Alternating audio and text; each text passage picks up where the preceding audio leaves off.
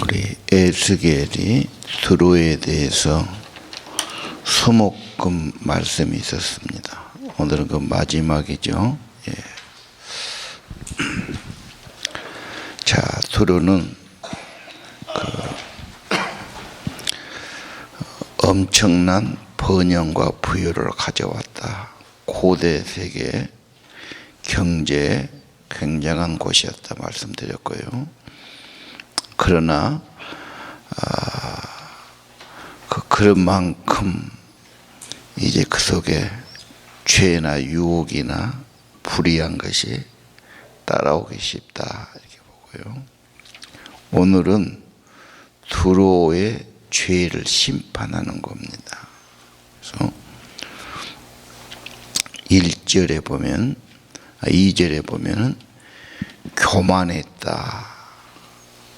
번영의 극치에 가니까 내가 다 했다. 내가 신이다. 바다 한가운데 신의 보좌에 앉아있다. 안전하고 번영하고 내 재주로 지혜롭게 이렇게 되었다고 하지만 너는 신이 아니고 사람이다. 네가 다니엘보다 지혜롭냐 물어보죠. 너의 지혜와 명철로 재물을 모아 부자가 되었다. 여기 재물을 모은 것도 지혜가 있어야 되고 뭐가 그렇게 재물을 모으는 재능도 있어야 되겠죠. 예. 특별히 5절에 뛰어난 무역 기술로 사업 수완이 있었고 거래를 잘했죠. 재산이 많이 늘렸다. 또 하나 문제가 재산이 많아진 만큼 교만이 많았다. 그렇게 쉽지요, 사람이요. 큰 소리 치기 쉽고 자만하기 쉽고 참 재산이 좋은 거지만 그런 위험성도 따를 수 있다. 그래서 하나님은 한번 네가 그렇게 되는가 보자. 그래서 하나님이 그의 영광을 무너뜨릴 거다. 7절에 그랬죠. 칼로 너의 아름다움, 너의 지혜, 너의 영광을 무너뜨릴 거다. 네가 죽을 때도 네가 신이라고 할 수 있겠고 네가 큰 소리 칠 수 있겠느냐. 할례받지 못한 이방인처럼 죽을 거다는 두로 왕에 대한 하나님의 경고가 있었고 꾸중이 있었고 이제는 심판이 있습니다. 자, 착각을 한 거죠. 사람이 많이 가지니까요. 예. 그리고 참 성공했는데 이게 교만으로 물들고 나중에는 멸망이 오지요. 그래서 너무 성공주의, 물질주의가 나중에 가서는 위험으로 꼭 갈 수 있고 문제를 가져올 수 있다. 다중권에 한다 이렇게 볼 수 있습니다. 자, 12절 여호와의 말씀에 두로의 애가를 지어라.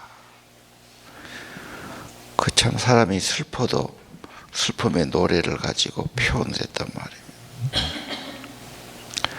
완전했어요. 지혜도 아름다움도.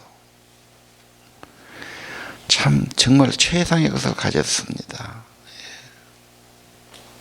그런데 그가 15절에 보면 언제부턴가 네 안에 불의한 것이 나타났다. 죄가 악이 같이 그 속에 싹이 튼 겁니다. 그게 문제잖아요.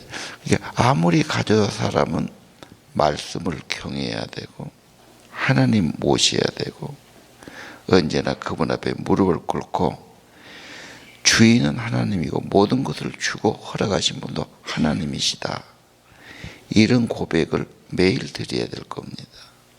이것이 없다 보니까 하나님 없는 인간의 마음이 얼마나 허망할 수 있고 틈을 탈 수 있고 헛마음이 생길 수 있습니까? 하나님 모시고 살아도 이 마음 저 마음이 들고 이 말 저 말에 마음이 흔들리기 쉽지 않습니까? 13절 이하는 좀 해석이 어려운데 보통 에스겔 이 말씀을 에덴 동산에서 보석으로 했고 지임을 받았고 아름다움에 교만해졌고 그래서 하나님께서 쫓아냈고 이사야서에도 비슷한 말씀이죠. 그래서 천사도 얼마나 아름다웠습니까? 얼마나 천사가 영화롭습니까? 권세가 있습니까? 근데 그 아름다운 천사의 장이 결국은 불의함이 나타나고 교만하고 하나님과 대등하게 하려고 하다가 쫓겨났죠. 그래서 천사의 타락과 쫓겨남이 마귀 사탄의 근본으로 보지 않습니까? 지금 오늘 본문이 그런 걸 보여주지요. 자, 16절. 너는 그렇게 하면서 그들에게 폭력을 배웠고 죄를 배웠다. 그래서 쫓겨난다고 말해요. 지금 세상에 물들기 참 쉽습니다. 특히 어린 아이들, 청소년은 금방 모방하고 물들기 쉽죠. 자, 17절. 아름다움 때문에 너무 교만했다. 찬란한 영광이 네 지혜를 썩게 만들었다. 그래서 내가 너를 내던지고 창피를 당하겠다. 다 좋은 것만 아니란 말입니다. 언제나 거기에는 조심해야 되고 인간의 한계가 있고 그러지 않습니까? 예. 자, 장사하다 보니까 뭐가 문제입니까? 18절. 정직하지 못할 수 있죠. 돈이 잘 벌리니까 좀 부풀리기도 하고 거짓말도 하고 사람이란 게 그렇게 참 쉬워요.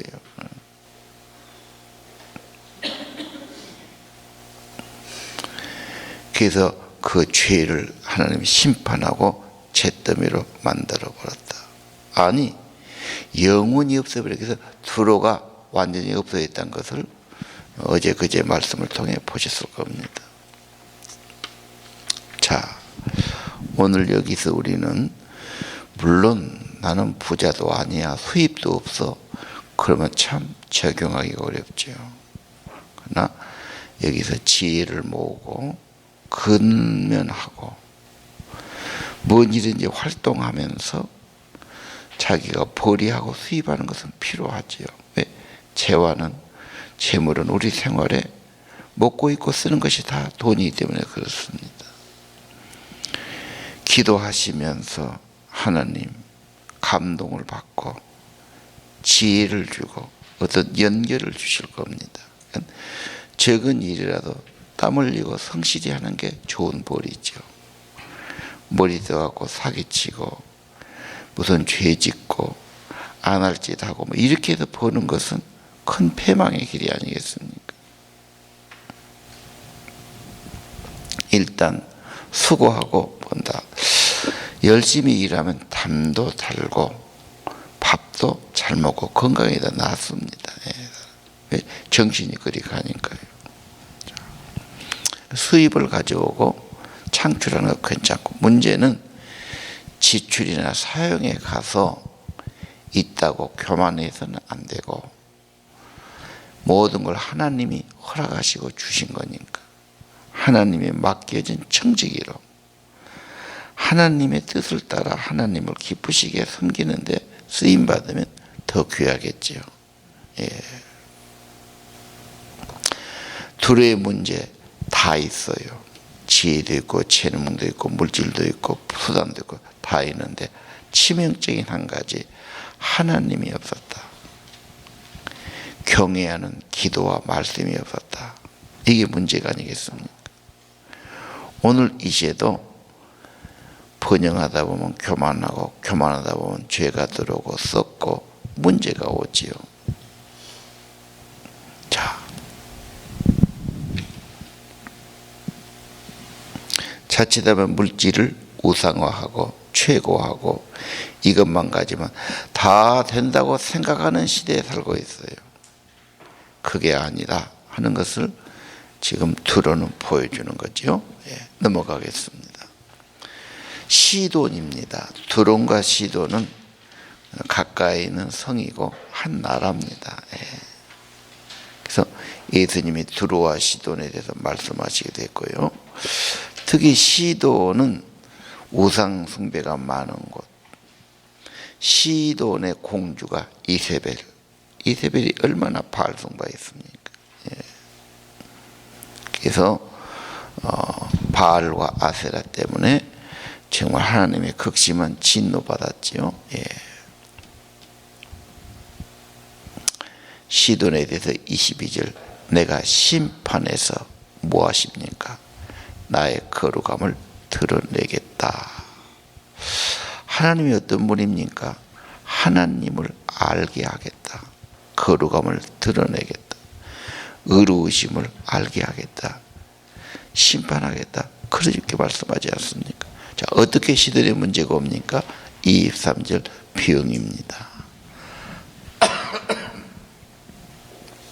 자, 아무리 재벌 아니라 재벌 할아버지라도 몸에 병이 오고 건강이 상하고 죽어간다면 그건 비참한 인생이죠. 병에 누워서 죽어가느니 내 발로 걸어다니며 뛰어다니는 것이 얼마나 귀합니까? 자, 사람은 돈만 갖고 다 안 된다. 두 번째, 자꾸 갈등과 싸움 문제가 생겨요. 사방에서 칼을 휘두르니 죽어간다고 말이에요. 적들이 많아. 시기하고 망하기를 바라고 헐뜯고 욕하고. 예. 이 두 가지 문제로 시돈이 고통을 당합니다. 아마 지금도 많이 가진 사람 말은 않지만 잘 먹으니까 그게 몸에 좋은 게 아니에요. 그게 몸에 독이 되고 병이 되고요. 많이 가지만 항상 시기, 질투, 욕먹는 대당되기 쉽습니다. 자, 시돈 봅시다. 24절. 이스라엘 백성이 가시놀이 됐어요. 남에게 가시놀이 하는 것 하나님이 없앨 거다. 하나님은 공의의 하나님. 하나님은 다스리는 분임을 알게 될 거다. 그렇게 말해요. 자, 오늘 여러 가지 문제들을 보여줬습니다. 자, 아까 읽었죠. 25절 또 하나의 다른 내용이 나옵니다. 결론 부분이죠. 이스라엘 백성은 내가 어떻게 할 거다. 자, 오늘은 하나님이 어떤 분인가, 무슨 일 하시는가, 그분의 깊은 뜻과 계획은 무엇인가, 그 자기 백성 아브라함에게 약속했던, 하나님 나라가 있고 백성이 있어야 예배를 받으시고 하나님의 뜻을 그들을 통해 펼치지 않습니까? 제사장 나라였죠. 복음 증거할 나라죠. 그래서 흩어져 있지만 다시 모아드릴 거다. 그들이 문제가 아니라 나의 거룩함을 드러낼 것이다. 하나님의 이름을 위해서 그들을 다시 모으는 겁니다. 어디로? 자기 땅, 야곱에게 준 땅, 가나안 땅이죠. 회복시키겠다. 그래서 그들이 70년 후에 다시 돌아오지 않습니다. 또 지금도 회복되어 있죠. 예. 자, 그들이 어떻습니까? 그 땅에서 평안히 살고 집도 짓고 포도도 가꾸고 농사 질 거다. 그리고 못되게 하던 나라들은 벌을 줄 거다. 그래서 평안히 살 거다. 이게 하나님의 뜻입니다. 이것은 11장 17절에도 모으신다. 모을 때 그냥 몸만이 아니고 새 마음을 줄 거다. 영을 부어줄 거다. 이 11장 19절에 있었어요. 성령이 오시면 마음부터 새롭게 하십니다. 34장에 가면요, 앞으로 나오겠죠. 하나님이 이 백성을 다시 회복시킨다. 37장에도 그랬어요. 포로로 되어 있지만 이끌어내고 사방에서 모으겠다 그랬어요. 39장 27절도 마찬가지입니다. 하나님의 본뜻, 본심을 보여준 거죠. 하나님은 지금도 자기 백성에게 관심을 가지고 있죠. 아니, 마음이 항상 자기 자녀에게 가 있어요. 그리고 영원한 약속을 주었어요. 평안하게 살고 복을 누리고 살고, 한 가지, 하나님의 창조하신 하나님 안식을 기억하고 거룩하게 예배드리고 하나님의 사명의 백성으로 사는 거지요. 자, 오늘 이제 두루시동 끝나고 다음부터는 이제 애굽의 심판 뭐 이렇게 좀 한 주간 가고, 다음 주부터는 이스라엘의 다시 회복에 대해서 우리 연말까지 쭉 말씀하실 겁니다. 기도하겠습니다.